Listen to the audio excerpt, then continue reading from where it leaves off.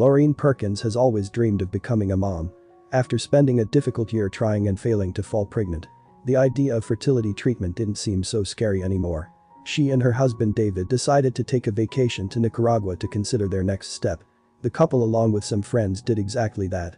And whilst there, Lauren talked openly about their struggles to conceive. One of their friends, a priest, replying calmly, "Someone up there has big plans for you. I don't know what, but it will be big." At the time, it sounded strange, but Lauren would soon realize the words really carried some weight. On the contrary, her and David had decided on one thing: they wanted to try out artificial insemination. The simplest method of assisted fertilization. Lauren was convinced that it wouldn't work, that she was destined to be barren, but it did. Lauren finally fell pregnant. In the first routine check, Lauren was told by nurses that her HCG levels were very high. That meant there was a strong possibility there was more than one child growing inside her. Lauren and her husband were delighted at the idea that they might have twins, or even triplets. They'd struggled for so long to have a child, with the idea of having more than one was too good to be true. Then the ultrasound came. A standard doctor studied the screen for a few seconds and delivered the shocking news. The doctor quietly told her, "I count 5 in there." And Lauren thought it was impossible. The doctor turned back to the screen and then continued, "Wait a minute. I just found the 6th baby." The confused couple stared at the screen in complete shock. 6. Lauren and David were then faced with a difficult decision. Either they could reduce the amount of children or keep them all. The chances that all 6 babies would survive their pregnancy were low. To have 6 at the same time brings on a number of dangerous complications. After much deliberation, Lauren and David finally decided to give all 6 a fighting chance. Their doctors promised to do everything they could to ensure every baby was delivered safely. The hospital went through with a mighty effort to avoid the complications associated with birth. Monday morning, April 23, 2012, the day arrived. Lauren was on week 30 of her pregnancy, and children born before the 37th week are considered premature. A total of 35 people from the hospital gathered inside the delivery room. As the birth got underway, the doctor needed the help of 6 nurses standing by to receive each baby as it came into the world. No easy task, and certainly one rife with stress. I was nervous and excited all at once.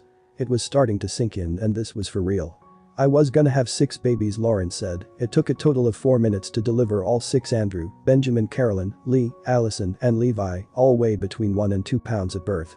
Lauren said, "I didn't expect to see my babies until the next day, but each baby's team rolled them by me one by one on their way up to the NICU. And I got to touch their little fingers." The children weren't healthy enough to be with their parents for the first few days at 4 days old. Allison was the first baby in a stable enough condition to be held. It took the nurse 10 minutes to get all the wires and monitors up so Lauren could hold her, but what a feeling. "In that moment, when I got to hold my baby, was when I became a mother of 6 tuplets," Lauren explained. The first few weeks were crucial in the lives of the babies. Their parents still worried about complications that could potentially lead to disabilities or worst-case death. Fortunately, though all 6 recovered slowly but surely, after many intense weeks of love and care from the staff in the neonatal facility, the family were able to hold all of their angels. 5 of the babies were able to go home at 4 months old, and little Lee had to stay in hospital for an additional few weeks, as she was the smallest and had struggled for space inside the womb. "She was literally buried under everybody else in the womb," said Lauren, "so she didn't get the right nutritional flow and her brain wasn't fully developed. The family has had an abundance of support from the loved ones, which has helped them immeasurably when it comes to getting through the hardest and most difficult periods. Donations from others have also come in, both from family and complete strangers touched by the birth," mourned Story. Lauren, of course, is high praise indeed for all the medical staff involved.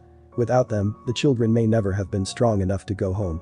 My doctor was the best and I'm forever grateful to him for the level of care I received," Lauren says.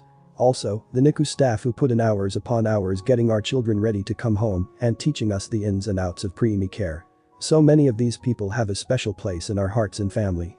Only recently, Andrew, Noah, Benjamin, Luke, Carolyn, Grace, Lee, Michelle, Ellison, Kate, and Levi Thomas celebrated their 6th birthdays. The family has adapted to a newer, more full-on way of life.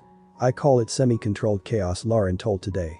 "We had to get very scheduled and very structured and organized, especially in the first year. The boys, Andrew, Benjamin, and Levi, and 2 of the girls, Alice and Carolyn, are perfectly healthy today. Lee, meanwhile, has had things a bit tougher as a result of her brain not being fully developed prior to birth. She probably needed to be cared for by her parents for a long time to come. That since she has started school along with her siblings. She goes to general preschool for children with disabilities, but she always gives 100% and laughs all the time. She's our sunshine," Warren said. "What an incredible story, what an incredible family. Thank you for watching." Subscribe for more and hit the notification bell so you won't miss any news stories.